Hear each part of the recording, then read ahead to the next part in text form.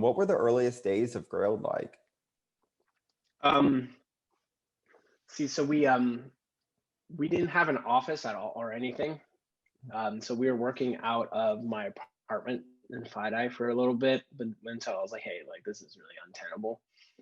Like this is my fucking apartment. We gotta, I guess, rent some desks or something.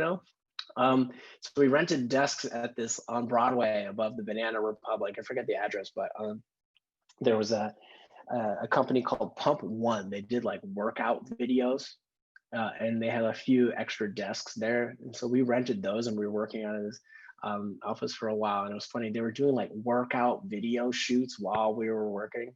And they would be like blasting girl talk on and stuff. And there'd just be like all these like models, men and women who were just like diesel ripped people just coming in, like lifting weights, taking photos and stuff. So that was pretty funny.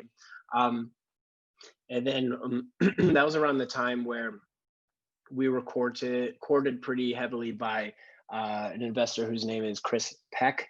And he was really into this one designer called CCP.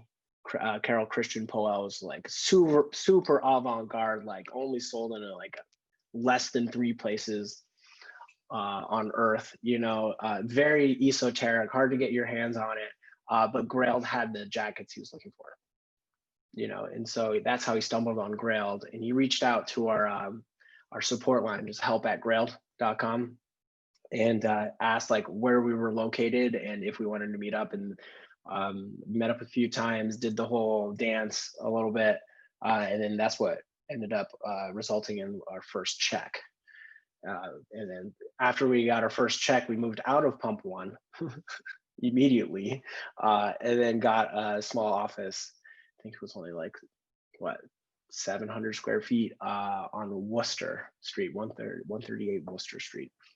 And we were there for a few years, but that was like really, really interesting because the business was growing very quickly, but the platform was built in a way where it couldn't sustain itself or the activity. That's been in many ways sort of the theme of Grailed. I think we've been very lucky to have found like product market fit early on in our history, and the marketplace has always grown very quickly and outpaced sort of the growth of the team that's in place to support it. And so I think like the early months of Grailed were like thematically, at least for me, just like constantly scrambling to keep things online.